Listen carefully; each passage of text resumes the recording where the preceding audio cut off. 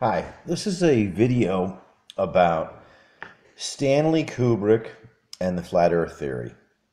If you are not familiar with both Stanley Kubrick and the Flat Earth Theory, this is not the video for you. So go play Pokemon Go, whatever you do. Anyway, if you do know about both these things, you might find this interesting. Let's begin at the beginning here. This man right here is Tycho Brahe. He was the first person that could prove we don't live on a globe. He was murdered by Johannes Kepler. He was poisoned with mercury. His research was stolen by this man, and it was used to create the first Gregorian calendar with leap year. Why is this important, and what does it have to do with Stanley Kubrick? Well, Kubrick gives you both these men in his movie 2001: A Space Odyssey. He gives you the Tycho magnetic anomaly, which is where the monolith is found. A monolith is a large flat stone. So this is the crater on the moon, named after Tycho Brahe, the man who could prove that we don't live on a globe. That's the crater he chooses to have the monolith found in. So that's interesting. Then we have, it's also the largest crater on the moon, by the way. It's always Jungian archetypes with Kubrick. Always the biggest, the largest, the fastest, whatever. This man stole this man's, Tycho's, research, and he created the first Gregorian calendar. From that point on, it was a globe. So in 1582, we had the Mercator projection. It has not changed since then. So that's very odd. So he gives you these two men. These are like the flat Earth nucleus of the whole flat Earth conspiracy theory. These two men are at the direct center of it. And he chooses to include the Clavius moon base, which is named after this guy, which was also located in the Clavius crater named for this guy. And in 2001: A Space Odyssey, he actually mentions the IEU, or IAU, International Astronomical Union. And one of the women talks about, we're going to go to the big international blah, blah, blah, IAU pavilion. Do you want to go, Dr. Floyd? And he refuses. He's too busy. But this is the union that names these craters, the Clavius crater and the Tycho crater. So it was interesting he mentions that as well. So let's go beyond that. So you have the two people most involved with the flat Earth theory.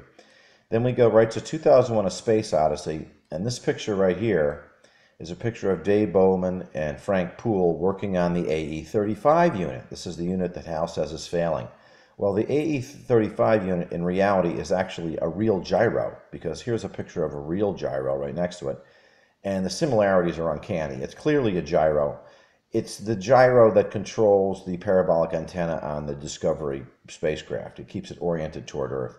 So Hal says the gyro is failing. These guys test it. They can't find anything wrong with it. It's great allegorically, because when we do the gyro tests to prove the rotation on Earth, the gyro never rotates. So it looks like there's something wrong with the gyro, but there's nothing wrong with the gyro. We don't rotate. So this is very clever. That's another little Kubrickian breadcrumb. So there's the AE-35 unit. Nothing wrong with it, but it doesn't work.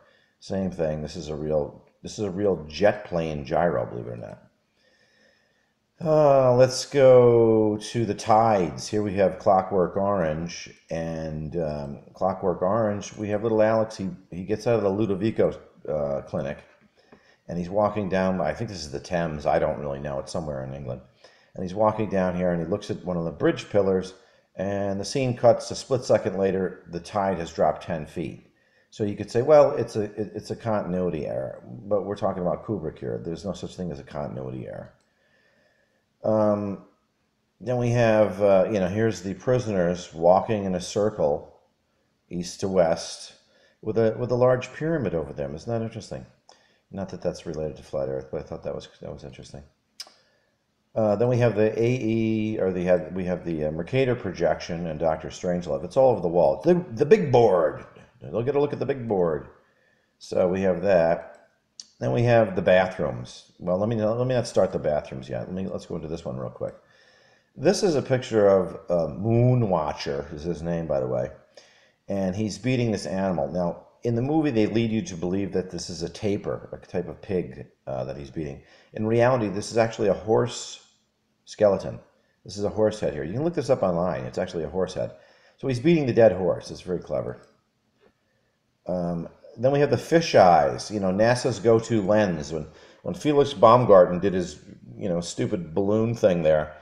The first thing they did is pulled out the fisheye to give you the globular look. So Kubrick wanted a way to hide this in his movie. So what he did is he used a fisheye in every scene in this movie, 2001: A Space Odyssey. Some of them are so subtle you don't even notice them. Like this one here, he had the camera destructively modified to mount this ridiculous fisheye lens on here. So he's giving you lots of different ways he's communicating the fisheye story. This is just one of them, and the whole movie is a fisheye. Look, next time you watch it, look at straight objects when they're in the spaceship. You'll notice they all have a little curve to them because of the fisheye. Here's another one. This is a really good one. This is Frank Poole and Dave Bowman. Bowman is an archer, just like Apollo the archer, and Poole is where they film all the NASA stuff in the swimming pool. So they're testing the AE-35 gyroscope, which is not failing, and Hal is watching them through the fisheye. Very clever. Then we have the Minotaur picture. I like to call it. Kubrick loves to use Greek allegorical. It is the 2001: A Space Odyssey. So we're talking about Greek odysseys here. So you look at this. The Greek Odyssey that comes to mind immediately when I see this is the Minotaur. We have half man, half bull. And of course it's all viewed through the fish eye. This scene is actually repeated again. We see the same kind of bull thing. He's giving you the Minotaur allegory and Theseus and the magic thread and the Corona Borealis. Let's go to, okay, so here's the azimuthal equidistant map. This is the AE-35 unit, what it was named after. This is where you really live. This white snow that you see surrounding you is represented by the laurel in the UN map. There's a big laurel wreath that goes around here. Coincidentally, Apollo also has a laurel wreath. I'm sure that's not related, but it is there. So we couldn't leave, we had the gyro, we've got Tycho, we've got Clavius, but we're missing Coriolis. So what Kubrick does is he includes a bathroom in every movie he does, and all the quintessential scenes happen in the bathroom. So let's go through a few of these. Oh, there's the UN map with the laurel. Let's go to this one. Here we go. There's the bathroom scene with the old lady. There's the bathroom scene in 2001: A Space Odyssey. He's sitting on the tub, right where you would notice the Coriolis effect if you drained it. If the bathroom's in a photo metal jacket, this guy goes into his bathroom. This is his bathroom door right here. And he blows his brains out in the bathroom. He was talking about fluoride and fluoridated ice cream. So, isn't that interesting? Then we have the room 237 bathroom with the attractive woman that's in it. And also we have, we've got the tub for Coriolis, the two sinks for Coriolis, and then a toilet bidet over here. So it's really the full Monty for Coriolis right there. Let's close that one. Let's close this one. Analyze. Then we have Ziegler in his bathroom with his whore, and Redhead, no less. Redhead's a reclusette. We have the bidet and toilet, and right here out of the scene in this area is his huge tub. So this is actually his bathroom. It's not his bedroom. It's his bathroom. So we have another bathroom there. And we have, the Pyle blows his head off in the bathroom, sitting on the toilet. That's pretty good. So we have the ballistic Coriolis effect with the rifle and the Coriolis toilet, and he says, I'm in a world of shit. So you really are in a world of shit. Here is Barry Lyndon. We have Mrs. Lyndon in the bathtub. She's going to drain it. It's going to spin the right way for the Coriolis effect.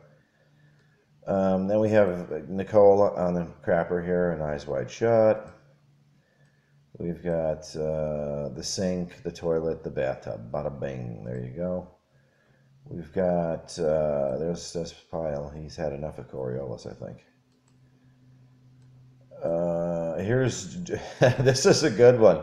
This is Dr. Floyd in the zero-G toilet. You can't even read it probably, but he's at the space station and he really has to take a crap. So he's reading the thing for the zero-G toilet, but there's like 14 steps. He ends up holding it. He goes later on because the Coriolis in the spinning space station would probably throw the shit in every direction. So, there's the TMA-1 Tychomagnetic Anomaly. It's a movie theater, by the way. These are movie ramps that go down to watch the screen. Danny, of course, shines in the bathroom when he's looking at the mirror with his 42 jersey. 42 is 6 out of 7 continents are real. The 7th continent is the laurel wreath that surrounds you. And so they're always grabbing their balls. It's always about the ball. You got 8 balls, snowball fights. It goes on and on. Here we have little Alex taking his bath. I'm sure this drains the Coriolis direction. I'm sure of that. And the whole thing has really been controlled by secret societies since God knows when, since more than 500 years ago. So there's the zero-G toilet thing. This is interesting. We actually see real parallax out the window of the space station as it rotates, which is weird because we don't see real parallax in the night sky. Yeah, he's telling him, yeah, you ever wonder why I drink pure grain alcohol? And because there's no fluoride in it. Jack. What the fuck?